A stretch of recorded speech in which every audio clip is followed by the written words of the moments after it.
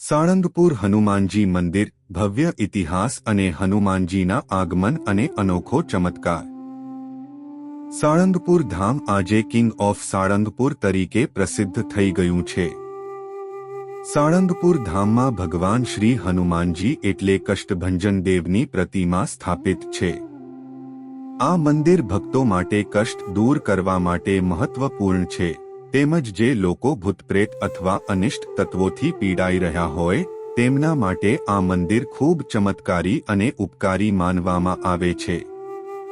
બોટાદ જિલ્લાના બરવાળા તાલુકાના સાળંગપુર ગામમાં આવેલ આ મંદિર માટે કહેવાય છે કે ભૂતપ્રેતથી પીડિત વ્યક્તિ જો એકવાર સાળંગપુરના હનુમાનજીના દર્શન કરે તો તે તમામ પીડાથી મુક્ત થાય છે।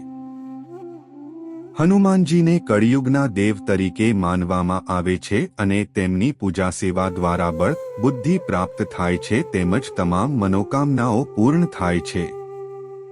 હિન્દુ પંચાંગ અનુસાર ચૈત્ર સુદ પૂનમના દિવસે હનુમાનજીનો અવતરણ દિવસ ઉજવાય છે, જેને હનુમાન જયંતી તરીકે ઉજવવામાં આવે છે। સમગ્ર ભારતભરમાં હનુમાનજીના અનેક પ્રસિદ્ધ અને ચમત્કારી મંદિરો આવેલા છે, જેમાં ગુજરાતના ભાવનગરમાં સ્થિત સાળંગપુરના શ્રી કષ્ટભંજન દેવનું મહિમા પણ અતિશય છે। ચાલો જાણીએ સાળંગપુરના હનુમાનજી મંદિરનો ઇતિહાસ અને તેના મહિમા વિશે। સાળંગપુરનો ઇતિહાસ। સાળંગપુરના સ્વામિનારાયણ ભક્ત દરબાર જીવા ખાચર હંમેશા સાધુસંતોની સેવા અને ભક્તિ કરતા। સમય પસાર થતા જીવા ખાચર બાદ તેમના પુત્ર વાઘા ખાચરની આર્થિક પરિસ્થિતિ નબળી થઈ ગઈ। પરિણામે તે સાધુઓની સેવા કરી શકતા નહોતા। શ્રી ગોપાલાનંદ સ્વામી સત્સંગના પ્રચાર માટે વિચરણ કરતા બોટાદ ગામમાં આવ્યા। આ સમાચાર સાંભળી સાળંગપુરના દરબાર વાઘા ખાચર બોટાદ સ્વામીશ્રીના દર્શન માટે ગયા ત્યારે સ્વામીએ કહ્યું, દરબારા આપ શ્રી ઉદાસ લાગો છો। તે સમયે વાઘા ખાચરે વિનંતી કરી, સ્વામી અમારે બે પ્રકારના દુઃખ છે। 3 વર્ષથી વરસાદ નથી પડતો અને બીજું અમારા ગામની આર્થિક સ્થિતિ નબળી હોવાથી સંતો આવ્યા નથી, જેના કારણે સત્સંગનો અભાવ છે। સ્વામી આપ શ્રી કંઈક કૃપા કરો તો સંતો અમારે ગામમાં પ્રધરશે। સ્વામી ગોપાલાનંદે વાઘાને સાળંગપુરથી પથ્થર લાવવાનું કહ્યું, તેમાં કોલસાથી હનુમાનજીની મૂર્તિ તૈયાર કરી આપી। વાઘાને સ્વામીજીએ એક શિલ્પીને બોલાવી હનુમાનજીની મૂર્તિ કોતરવાનું સૂચન કર્યું। સામાન્ય કારીગર દ્વારા મૂર્તિ કોતરી કર્યા બાદ સ્વામીજી એ મૂર્તિને સાળંગપુર લાવીને વિક્રમ સંવત 1906 1851 ડી આસો સુદ પાંચમના દિવસે વિદ્વાન અને મૂર્તિ થર થર થર ધ્રુજવા લાગી।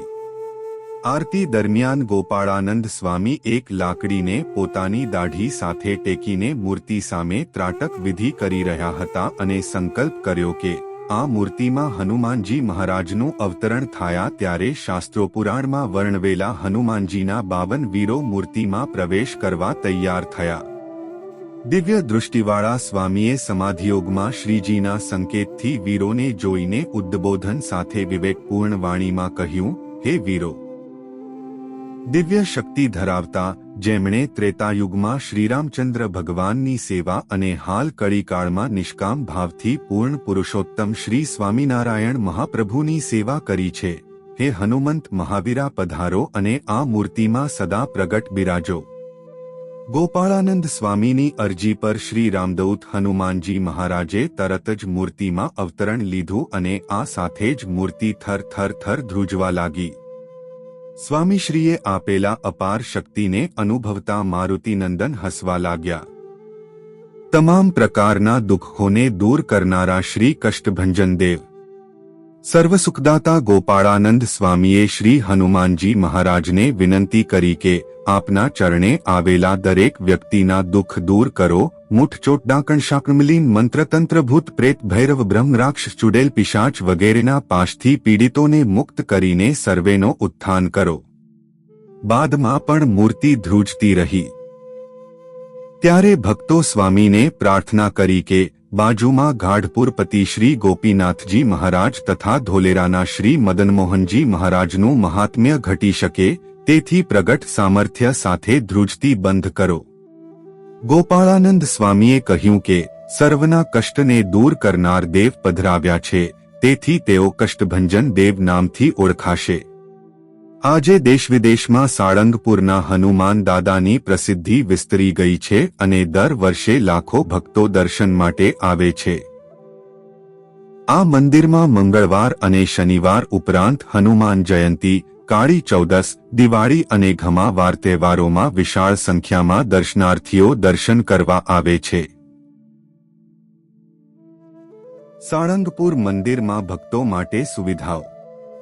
દાદાના દર્શન માટે આવતા ભક્તો માટે અહીં પૂરતી સુવિધાઓ ઉપલબ્ધ છે.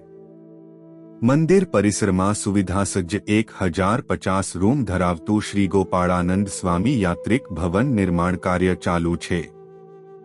સમૂહમાં કે પરિવાર સાથે આવતા યાત્રાળુઓ માટે AC non AC rooms, attach bathroom સાથે ડોરમેટરી, પાર્કિંગ સુવિધા, કડક સુરક્ષા, પ્રસાદ, શુદ્ધ પીવાનું પાણી, સાહિત્ય ભંડાર આપવામાં આવે છે.